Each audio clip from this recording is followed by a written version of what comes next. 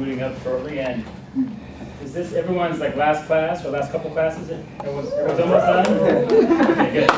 So I realize I'm standing between you and being done. So I won't agree. But hopefully I can share with you a little of my insights of how I applied techniques we've learned here at Pepperdine in the practical applications at Caltech. And essentially, also kind of reflect on working with the team this term to kind of share some of the aha moments that we've had assessing our strategy. Okay, so we're in business. First check, the technology is working. So, as Dr. Basita was saying, we're from Caltech. Show of hands real quick, do people know where that is? Pasadena? Okay, show of hands, okay. It's a small place. No idea. This is a little clip from our Facebook page, which we recently launched. And basically, I wanted to share a little bit about who we are, and then I'll take you through things that we've been doing these past about a year and a half now, forming a new department within the operations unit. So at a glance, it's an eye chart here, but there's a couple of key things to look at. This little icon here is one of our hallmarks at Caltech. There's a 3-to-1 student-faculty ratio. That's one of the differentiators about Caltech. It sets us apart. It's a very small place. We're an urban campus, roughly 4 million square feet. We had last year less than 400 undergraduate entering students. So very small, very focused, and some of the top research talent in the world teaching them. So that's one of the things that sets us apart. Something else is this chart here. The technology transfer, turning research into product. So Caltech absolutely is a school. We have undergraduates who graduate, very smart ones, but we're really a research place. And you can see here a number of invention disclosures, patents issued, whatnot. That's really what Caltech on the whole does. And when I met with the team, 3 months ago now or so, we chatted a lot about that. So what does Caltech do? And then what do we do to support Caltech in terms of the operations? So I'm going to share a little bit of that with you. So we had a new department created in 2013. And I thought it would be a good idea to write down a 60-day plan so I could show my boss kind of what I wanted to do about having a new department. So Caltech facilities operations, as you can imagine, it keeps the place running. I know the team was trying to figure out what that meant.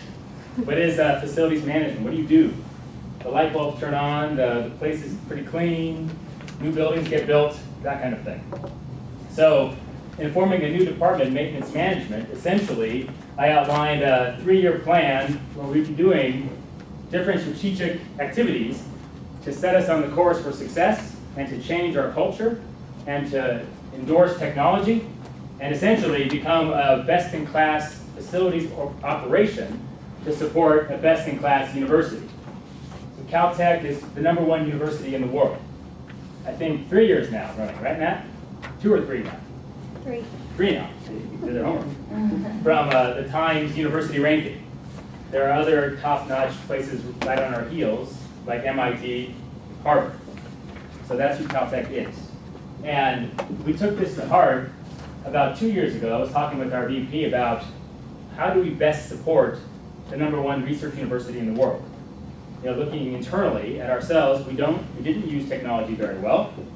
We got things done. People were generally happy. We were sort of effective at what we did, but we had to look deeper. So right here in the plan, actually, and it happened when I thought it was going to happen, we worked with the Pepperdine group. And I'll tell you why that was important to me to put in this plan that I presented way back in April of 13. And here we are today talking about it. So it's pretty fantastic to be here to share kind of what we've learned. So if you go to the Caltech Facilities Department, you go to the home page, you'll find a mission statement that talks like this here, professional quality service. And this is a mission statement that exists in our content, but we'll talk about later if it really supports what we're here to do as an operation to support Caltech. And that's what the team's going to be talking about, I'm sure. This is really who we are. I love this picture. This shows our guys. This is preparing for commencement. So this is when the smart guys graduate, they go out and then they start DirecTV or something. So this is the big day on campus. We have thousands of people there. These are our guys in the field setting up a big fancy tent that is immensely complicated. It takes a whole army of guys, and we do it every year. So this is really who we are. We're tradesmen. We're mechanics. We're carpenters. We're engineers. This is the culture that we have. So the other thing on that chart was one of the very first things I said we had to do was do an assessment. Basically, you guys know that, best practice. Start by looking inward at yourself, understanding where you are, and kind of setting a baseline so you can judge performance. And then being fully transparent about that. So sharing kind of what you find. It can't just be a management exercise where you come in and hire a bunch of consultants like these guys here, Pickling and Associates. I like them. They're very well-versed in higher education. But if they came and did an assessment, talked to our customers would be people throughout the campus. And then they disappeared and gave us a book saying, well, reorganize this, these guys are too fat over here, and this shop is not efficient. That wouldn't serve the bigger purpose. So we did an assessment, and I'll share with you kind of some of the sound bites of it. And this is a real world thing that we did, mapping our as-is condition, right? So we took one of our largest processes, which is demand maintenance work. So basically anything from it's hot in here to change that wall to rehang the chalkboard to build a new building. So there's a whole range in there. And we did this, and this is what we found. I kind of blew up the big font that I look at and don't sleep well because it says that. It says that we're highly variable in how we do our work. So right now we're showing you kind of tactical things. Things that were observed by the third-party consultant, observing our as-is condition. And this is what they said. We get the work done, but it's highly variable. Then they gave us some organizational structure challenges that also kind of get in our way in terms of being effective and efficient at what we do. Another one, we looked at information technology. This term here, this is the term for our integrated workplace solution. So it handles work orders, it does our cost, so three-way matching for finance. It also does material procurement and a lot of other things as the team kind of figured out as we went. It's a very robust system and it's underutilized, and basically what the consultant said is that it doesn't support where we need to be if we want to be best in class. So we have that kind of, to sort out. And we have some feedback from the customer side. Customers are frustrated. Not necessarily because they don't think we're working hard, but they're frustrated because they have a lack of transparency and lack of information. So I'm showing you, again, functional things that are real world. They bite us all the time, and these are very solvable things. And then they gave us some recommendations about what to do. So this probably sounds familiar in terms of what you're doing with strategic alternatives, although yours are probably more strategic and broader. These are very functional. I'm sure you talk a lot about functional strategy and that kind of thing, tactical strategy. These are more, get it done, you'll be happy, you'll see the productivity. So you can kind of start to see where I'm going with this. And I did it this way on purpose. The first couple things we did was to produce wins in short order. If you're going about changing a culture, changing a way of operation, most of our workforce has been at the campus for 20, 25 years. And they have someone like me telling them, well, the technology isn't great, you could be better at being transparent. But what does that mean if you're a mechanic out there trying to get the job done on a day like today when it's 100 degrees outside? So we had to be careful with this. But they gave us these very functional things to do. So that was on the business process side. Now I'll switch gears to material management, so the value chain part. How do you procure materials to do the work you do? So I had them come back. This was about maybe 8-9 months later. Same group, different stakeholders now. And we talked about this. We process mapped all that out. And this is what we found. Back up. We followed the mantra of lean. Is the group familiar with 8 ways of lean, more or less? So I'll breeze through it a little bit, but we filtered the way we currently procure materials under this strategy of identifying non-value additive activities, striving to eliminate waste, and stressing to the team that it's not about cost reduction. So we can't have our team be afraid that we're going to get so much more effective that we're going to have reduction in the labor force. So this is on communications now. So real quickly, I'll just breeze through it so you can see the 8 ways of lean as they're defined and the applications we have for our type of work: overproduction, defects, excess inventory, overprocessing, excess transportation, waiting, excess transportation is an interesting one. Let me share with you a little anecdote about that one. We have a pretty big campus, 4 million square feet, like I said. We spend a lot of time in carts, driving around. You can imagine, if you don't program the work very uniformly, you could drive to one place and drive back to where you were, drive someplace else. No one really analyzed it that way. So Kara had a great idea. We should put GPS on the carts for a finite amount of time, not because we're tracking them because I'm interested that they're buying hamburgers for lunch, but because I want to know if there's waste in the transportation. So we're doing that. It's an active effort right now. The GPS units come off in a couple weeks, and we're going to analyze that big data source, hopefully survive that effort, and then we'll know how much time we have tied up in the travel. And then motion, one of the last ways here, and then underutilized people. So this is another one. Let me give you a simple example. We have a warehouse. We have all kinds of parts in it. We have guys show up at the counter. They wait in line at the counter. So I have a journeyman technician who makes $80, $90 an hour billing rate, and he's standing there at the counter for 10, 15 minutes. And then there's a couple of them waiting in line at the counter. Bad news. If you add that up and you extrapolate it, that could equate to several FTE of people. We're saying, well, what's the right size for the organization? Well, really, we got to apply these type of techniques to find out really what we have, and then what we can accomplish and handle in terms of a workload, and then we'll know where we're at. So they gave us findings here too. Again, it's not very rosy. That the material management system fails to support the operations in an effective manner. You can imagine as the management chain sees this type of report, it's good ammunition for a while, but you got to be real careful with stuff like this, so people don't think that what they're doing is not valuable or appreciated, which is what this type of report could do for a workforce. It doesn't really see that type of conversation; they just see the result on the words. So this is, again, something we have to be real careful with the communications plan. So taking action. Let me just give you a couple of quick examples of things that we're doing to, again, start the thing rolling. We did a workshop where we got all of our guys in a room. You can kind of see it up there. We brainstormed for 3 or 4 days. What is the ideal way to do our business? And how do we do it effectively? And then we had a report out session, same way you're going to do tonight, where we had the technicians who designed this in the workshop present to the management team what they thought was the most value-adding, efficient, and effective way to do our business. This is a quote from our VP of Facilities about change.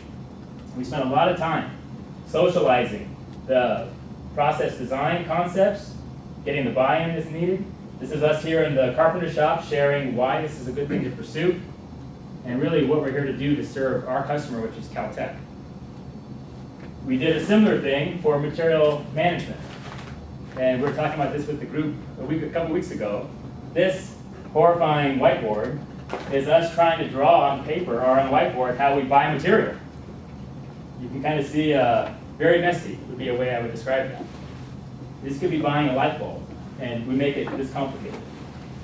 So that's something kind of key about why this is very hard to change and not rock the boat. Yet we have to fix this. Drawing it like this, even though it's in kind of quasi-handwriting and it's kind of ugly, it struck a lot of people when they saw it this way. And we spent a day doing it, putting it on whiteboards like you do in here all the time, I'm sure. But it sinks in when you see it like that. We are upgrading our software. This is a nightmarish thing to try to do. You can imagine it's a huge system that hundreds of people use. It interconnects to at least 5 different enterprise-grade financial systems like Oracle. We have project management software. We have purchasing software. They all have to route through this tool that we're upgrading. We have to do it. You remember the finding we had a few minutes ago about the technology doesn't support the vision. So we're taking that to heart, and we're going to fix that. Simple things, like using technology better, making it so our customers can request service via a smartphone. Seems simple when you use Amazon on your phone or Uber, getting a car now, or any of these kind of modern things. We didn't have a way to do that. At a place like Caltech, that's #1 in the world, we could not do that. We didn't have that. But we do now. There's a link right there to get it on your smartphone.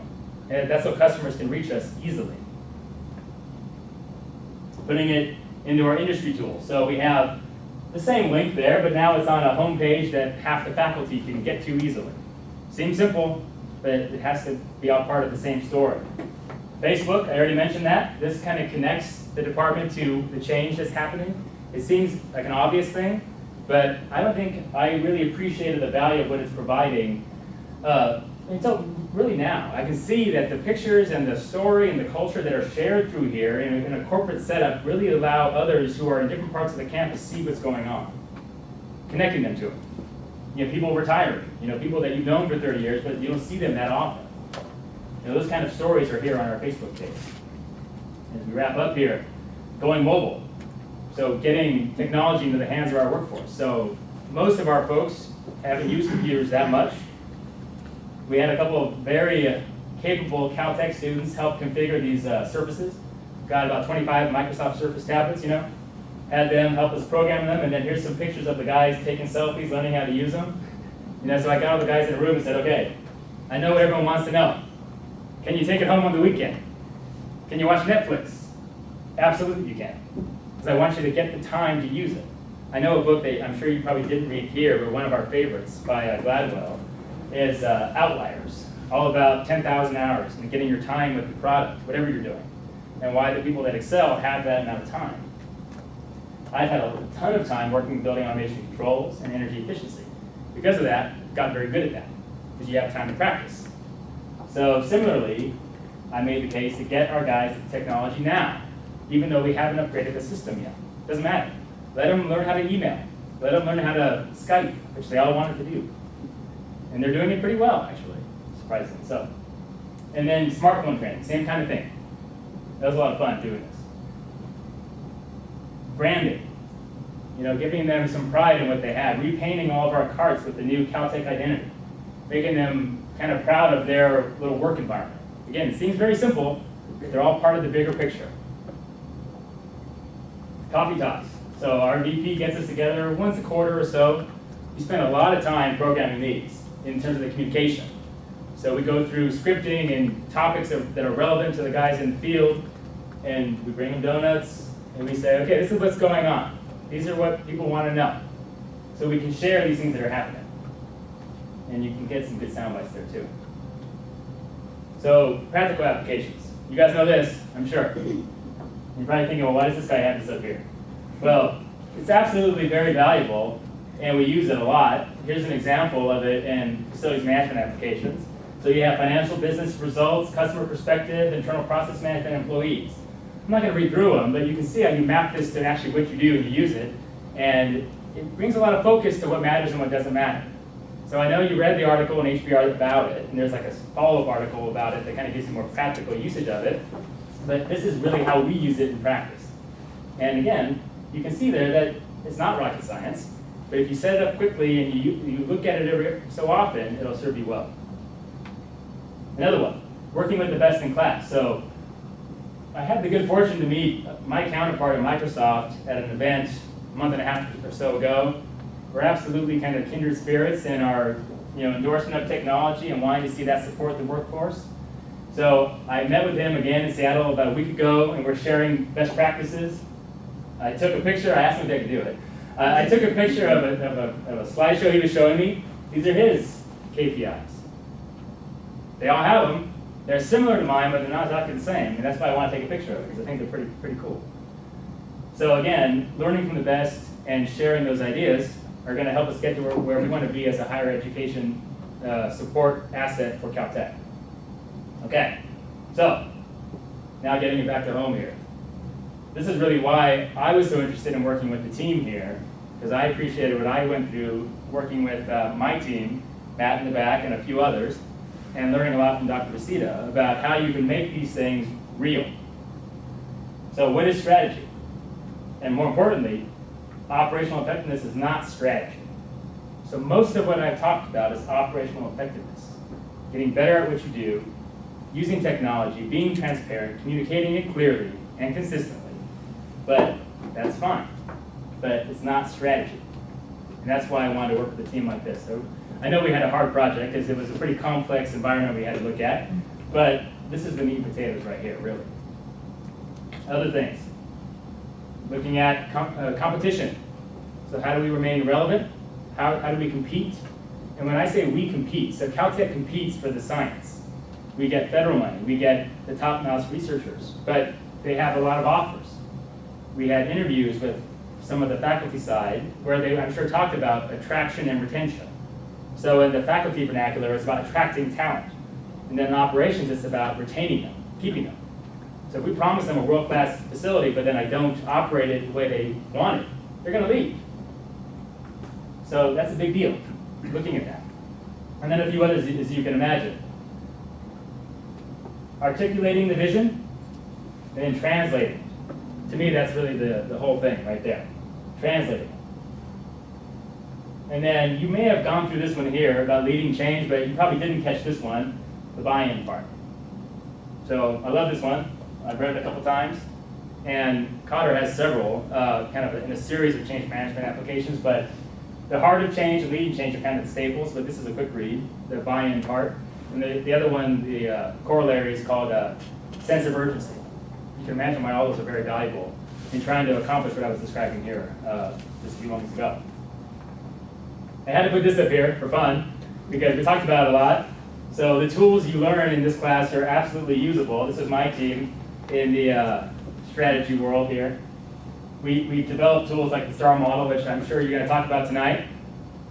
And then, of course, this guy, the flying bottle cap thing, which we had a lot of fun doing. I won't take credit for the bottle cap, but Simon did it, and we had a lot of fun. That's the other thing.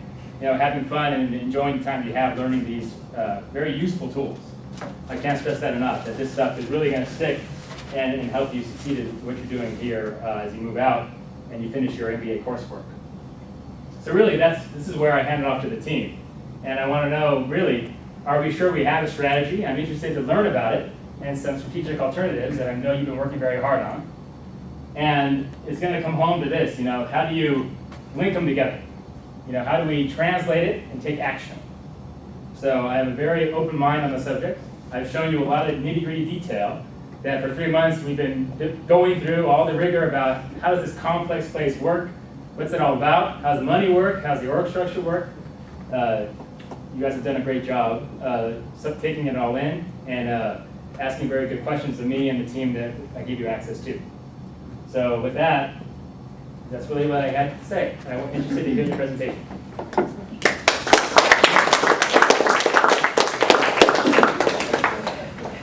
Thank you, Matt.